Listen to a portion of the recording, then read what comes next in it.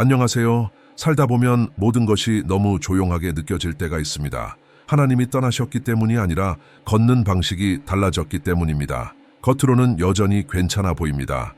믿음도 있고 기도도 하고 있습니다. 그런데 마음 깊은 곳에서 이런 질문이 조용히 떠오릅니다. 하나님은 함께 계신 것 같은데 왜 역사하지 않으시는 것처럼 느껴질까? 이 메시지는 바로 그 질문에서 시작됩니다. 비난하려는 것도 아니고 두려움을 주려는 것도 아닙니다. 분별을 깨우기 위함입니다. 하나님이 함께 계신다는 것과 실제로 행하신다는 것 사이에는 분명한 차이가 있습니다. 성경은 하나님이 절대로 우리를 떠나지 않으신다고 말합니다. 그분은 항상 함께 계십니다. 동행하시고 지켜보십니다. 그러나 성경은 또한 하나님께서 사람의 마음이 어떻게 반응하는지를 기다리시는 순간들이 있다는 것도 보여줍니다. 인생은 한 방향으로만 흐르지 않습니다. 단계가 있고 주기가 있으며 닫히는 문이 있고 열리는 문이 있습니다. 그 모든 과정 속에서도 하나님은 변하지 않으십니다. 문제는 하나님이 함께 계시느냐가 아니라 어떤 방식으로 함께 계시느냐입니다. 어떤 때에는 하나님이 능동적으로 역사하십니다.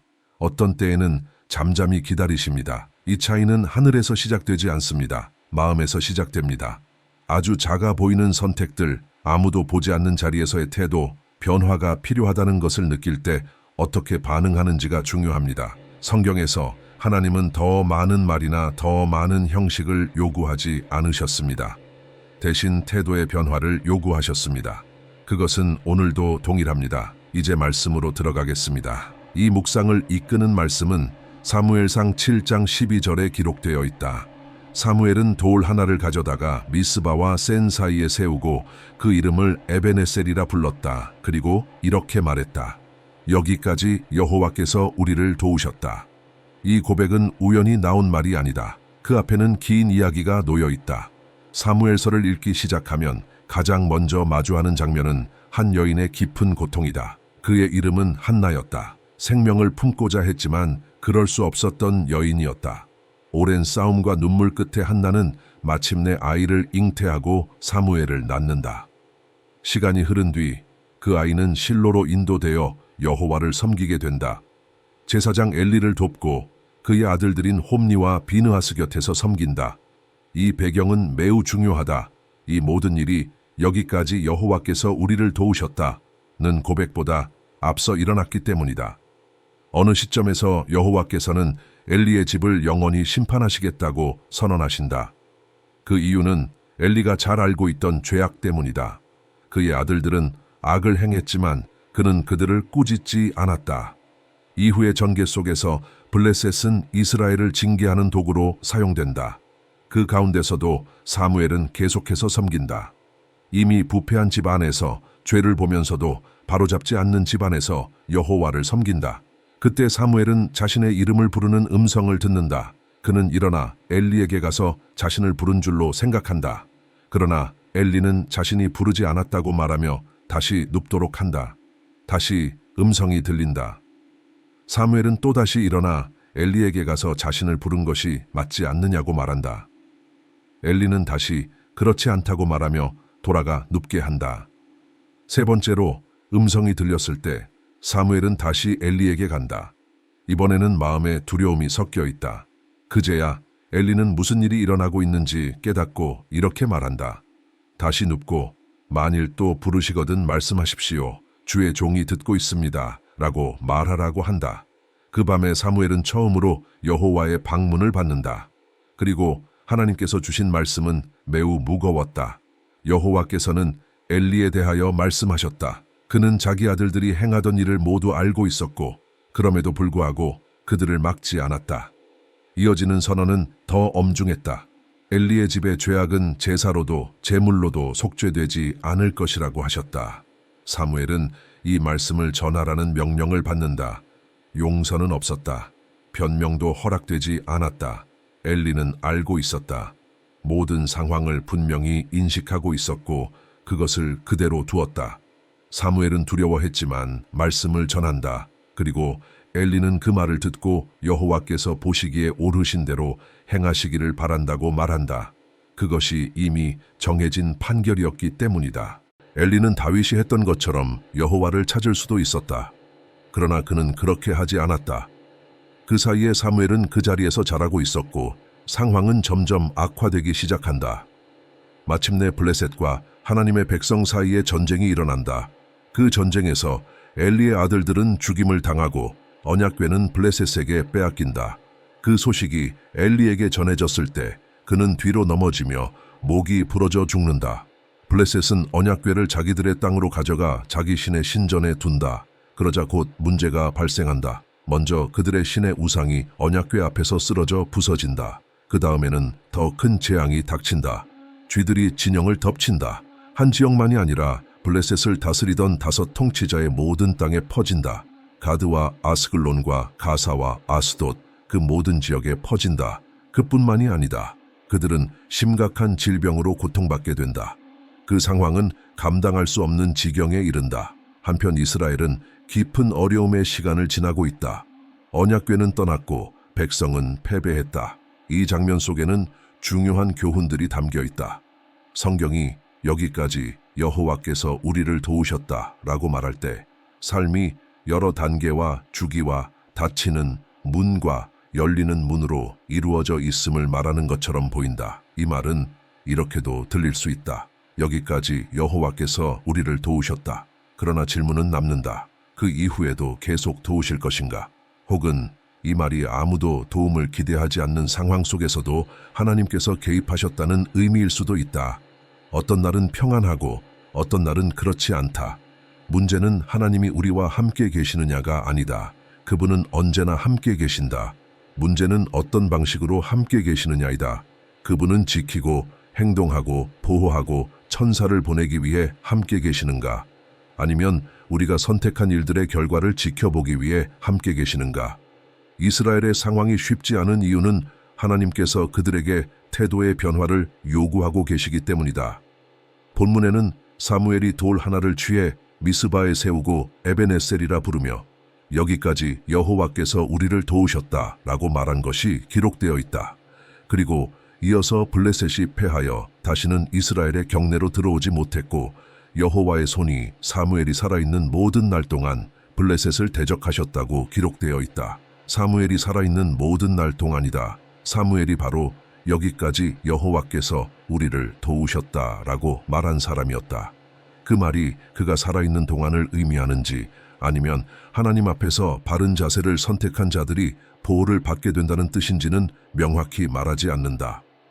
그러나 분명한 것은 블레셋이 사무엘이 살아있는 모든 날 동안 패배했다는 사실이다. 그리고 이어서 기록된다. 사무엘이 죽자 온 이스라엘이 모여 그를 애도하고 라마에 있는 그의 집에 장사한다. 그리고 다윗은 일어나 바란 광야로 내려간다. 사무엘상 7장 14절을 보면 이렇게 이해할 수 있다. 사무엘이 살아있는 동안 하나님은 백성과 함께 능동적으로 일하고 계셨다. 사무엘이 죽은 뒤에는 백성의 태도가 변한다. 하나님은 여전히 함께 계시지만 이제는 수동적인 방식이다. 하나님은 항상 당신과 함께 하신다. 그분이 등을 돌린다고 생각하지 말라. 문제는 하나님이 함께 계시느냐가 아니다. 문제는 능동적으로 함께 계시는가 아니면 수동적으로 함께 계시는가이다. 여호와의 복은 당신을 따라다닌다. 그러나 주의해야 한다. 당신이 선택한 삶의 방식과 삶을 다루는 태도는 성공과 실패로 이어진다. 사무엘이 살아 백성을 이끌던 동안 하나님의 태도는 능동적이었다. 사무엘은 백성을 책망했다. 죄에 대해 말했다. 잘못된 태도에 대해 말했다. 부정한 거래와 부적절한 선택을 지적했다. 그래서 이스라엘은 안전했다. 군대가 강해서가 아니라 하나님이 적극적으로 지키고 보호하시며 천사들을 둘러 세우셨기 때문이다. 그러나 25장에서 사무엘은 죽는다. 그리고 31장일 절에서는 블레셋이 이스라엘과 싸워 이스라엘 사람들이 도망하고 길보아 산에서 쓰러졌다고 기록한다. 이 본문은 사울의 죽음을 기록하고 있다. 사무엘은 여기까지라고 말할 수 있는 권위를 가진 사람이었다. 그가 살아있고 그가 행하고 그가 손을 얻는 동안에는 하나님이 앞서 가신다는 확신이 있었다. 그 이유는 그가 하나님과 맺은 관계의 깊이를 알고 있었기 때문이다. 당신이 사랑하는 사람들에게 이 보증을 해줄 수 없을지도 모른다. 그러나 하나님을 섬기기로 결단하고 하나님을 경외하며 그분을 진지하게 대하는 사람의 삶은 다르다. 이 본문에는 중요한 교훈들이 담겨 있다. 첫 번째 교훈은 하나님의 음성을 듣기 위해서는 경험이 필요하다는 것이다. 사무엘은 들었지만 그것이 하나님이라는 사실을 몰랐다. 그는 엘리의 경험을 통해 깨닫게 된다. 당신이 듣는 모든 것, 생각하는 모든 것, 느끼는 모든 것이 하나님에게서 오는 것은 아니다. 아직 경험이 부족하다면 조심해야 한다. 말하는 것에 조심하고 생각하는 것에 조심하고 느끼는 것에 조심해야 한다. 이미 길을 걸어온 사람의 경험이 있다면 귀를 기울여야 한다. 두 번째 교훈은 묵인이 교정되지 않은 죄와 같은 무게를 가질 수 있다는 것이다. 죄를 지은 사람은 엘리가 아니었다. 그의 아들들이었다. 그러나 아들들이 죽고 엘리도 죽는다. 그 이유는 그가 죄를 행해서가 아니라 제사장 직분 안에서 일어난 일을 묵인했기 때문이다. 이것은 매우 강한 경고이다. 하나님의 집 앞에서 당신은 어떤 태도를 가지고 있는가? 주의 교회 앞에서 어떤 입장을 취하고 있는가? 당신은 하나님의 거처이지만 동시에 교회의 지체이다. 죄의 환경 속에서 당신의 책임은 무엇인가? 목회자는 교회의 주인이 아니다. 그것은 사실이다. 그러나 잘못을 알고도 바로잡을 수 있는데 그렇게 하지 않는다면 그 책임은 사라지지 않는다. 이 교훈은 분명하다. 무기는 무게를 남긴다. 이 본문에 따르면 그 무게는 허용된 죄와 같은 비중으로 남는다. 세 번째 교훈은 블레셋이 언약궤를 자기들의 선급으로 가져갈 때 나타난다. 그들은 언약궤를 부적처럼 취급했다. 행운을 가져다주는 물건처럼 여겼다. 그러나 분명한 사실이 있다. 아무것도 부적이 될 수 없다. 아무것도 아니다. 성경조차 부적이 아니다. 신앙의 대상은 물건이 아니다. 언약궤를 그렇게 사용했을 때 문제가 생겼다. 그들이 언약궤를 돌려보낼 때 금쥐와 금종기를 만들어 궤와 함께 보내며 제물로 삼았다. 그들에게 언약궤는 그저 부적이었기 때문이다. 성경은 부적이 아니다. 찬송가를 집에 걸어두었다고 해서 그것만으로 집이 바로잡히는 것은 아니다. 가정과 삶을 변화시키는 것은 하나님의 말씀에 대한 순종이다. 이것이 원리다. 네 번째 교훈은 이것이다. 인생의 각 단계마다 다른 도전이 있다. 오늘 사용하는 무기는 내일의 적을 상대하는 데 적합하지 않을 수 있다. 이스라엘은 많은 단계를 지나왔고 각 시기마다 다른 사람들과 함께 걸어가는 법을 배워야 했다. 다섯 번째 교훈은 질문이다. 당신은 보시는 하나님과 함께 살고 싶은가? 아니면 행하시는 하나님과 함께 살고 싶은가? 하나님은 당신의 고통을 보고 계신다. 당신이 겪는 일을 모두 알고 계신다. 그것으로 충분한가? 그렇다면 하나님은 수동적으로 함께 계신다. 지켜보고 관찰하고 동행하신다. 그러나 더 깊은 관계를 선택하면 하나님은 수동적인 자리를 떠나 능동적인 자리로 옮겨진다.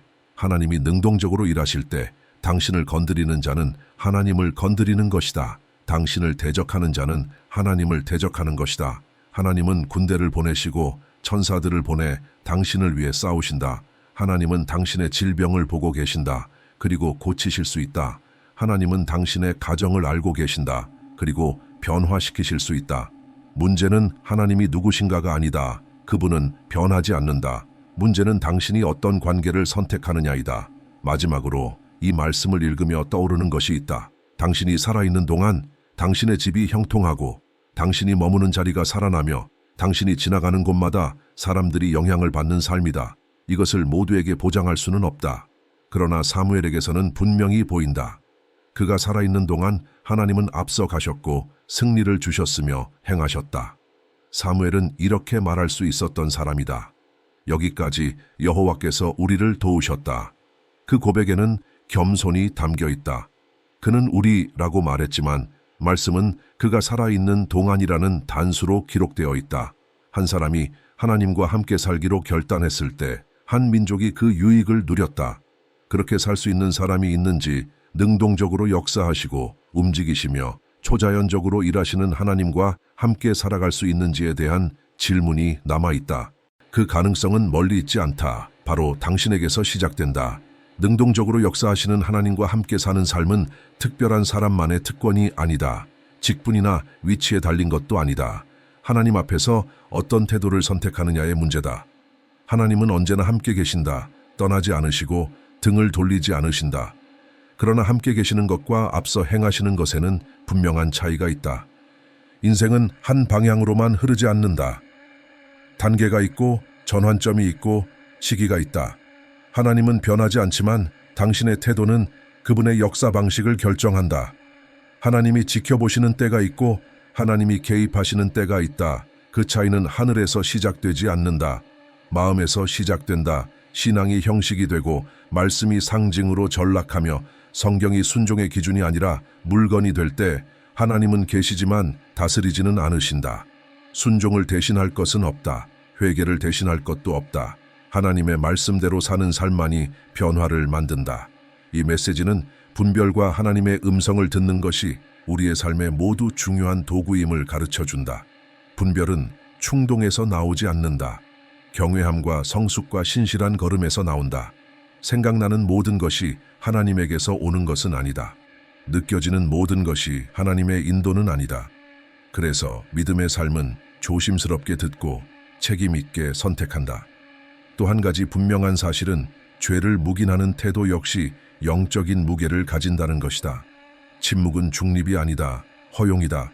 하나님은 당신이 무엇을 했는지뿐 아니라 무엇을 허락했는지도 보신다. 하나님은 부적으로 취급받지 않으신다. 성경도 상징도 말 한마디도 순종 없이 생명을 만들지 못한다.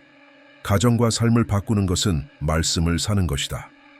인생의 각 단계는 새로운 분별을 요구한다. 과거의 방식이 항상 현재의 답은 아니다. 그래서 겸손이 필요하고 하나님이 세우신 사람들과 함께 걸을 지혜가 필요하다. 마지막으로 남는 질문은 이것이다. 당신은 보시는 하나님과 살기를 원하는가? 아니면 행하시는 하나님과 살기를 원하는가? 하나님은 고통을 보신다. 갈등을 아신다. 지친 마음을 아신다. 그리고 행하실 수 있다. 하나님이 역사하실 때 싸움의 차원이 바뀐다. 당신을 대적하는 자는 하나님을 대적하는 것이 된다. 이것은 감정적인 말이 아니다. 관계의 결과다. 이 메시지는 환경을 바꾸는 삶을 말한다. 지배하려는 삶이 아니라 하나님께 순종하는 삶이다. 그런 삶은 운에 기대지 않는다. 상징에 의존하지 않는다. 상황에 흔들리지 않는다. 신실함 위에 서 있다. 이런 사람이 있는 한 하나님은 계속 일하신다. 지키시고 인도하시고 붙드신다. 그리고 그 선택은 지금 당신 앞에 놓여 있다. 지금 이 순간 함께 기도하기를 원합니다. 하나님 앞에서 마음을 잠시 멈추고 하나님께서 지금 이루고자 하시는 모든 일에 진실하게 마음을 열어주십시오. 주 하나님, 지금 이 순간 말씀을 듣고 있는 그 사람의 삶을 주님 앞에 올려드립니다. 지금 그 자리에 주님께서 찾아와 주십시오. 마음을 아시고 생각을 아시며 지금까지의 선택과 앞으로의 결정을 모두 아시는 분이 주님이십니다. 사무엘의 시대에 한 사람의 올바른 관계로 인해 하나님의 손이 능동적으로 역사하셨던 것처럼 지금 이 사람의 삶에도 살아계신 주님의 임재가 분명히 나타나게 하여 주십시오. 말씀을 상징으로만 붙잡던 태도를 제거하시고 순종으로 살아내는 믿음을 회복시켜 주십시오. 겉으로만의 회개가 아니라 삶의 방향을 바꾸는 진정한 회개를 허락해 주십시오. 주의 음성을 분별할 수 있도록 지혜를 더하여 주시고 느낌이나 생각에 끌려가지 않고 기록된 말씀 위에 굳게 서게 하여 주십시오. 죄를 묵인하던 태도를 끊어내고 거룩한 경외함으로 삶을 다시 세우게 하여 주십시오. 자신의 삶과 자신이 속한 자리에서 영적인 책임을 회피하지 않게 하여 주십시오. 사무엘이 살아있는 동안 여호와의 손이 대적을 막으셨던 것처럼 지금도 주님의 손이 앞서가셔서 지키고 보호하고 인도하게 하여 주십시오. 아픔이 있다면 치유하여 주시고 깨어진 관계가 있다면 회복시켜 주시며 지친 마음에는 새 힘을 부어 주십시오. 무엇보다 아직 결단하지 못했다면 지금 이 순간 예수 그리스도를 유일하고 영원한 구주로 영접하게 하여 주십시오. 이미 믿음의 고백이 있다면 오늘 다시 한번 믿음을 새롭게 하여 주시고 주님께 더 가까이 가는 삶을 선택하게 하여 주십시오. 삶이 행하시는 하나님을 드러내는 통로가 되게 하시고 주님의 다스림 아래 진실하게 걸어가게 하여 주십시오. 이 모든 것을 주님의 은혜와 신실하심에 맡기며 기도드립니다. 아멘. 이 메시지가 마음에 남았다면 그리고 영적인 분별과 위로를 얻었다면 이 채널을 구독해 주시면 좋겠습니다. 그 선택이 이 말씀이 더 많은 사람에게 전해지도록 돕습니다. 가능하다면 댓글로 느낀 점이나 마음에 남은 부분을 나누어 주세요. 그 나눔이 다음에 이 말씀을 만날 누군가에게 평안과 깊은 생각을 전할 수 있습니다. 곧 다시 하나님의 말씀으로 함께 만나겠습니다.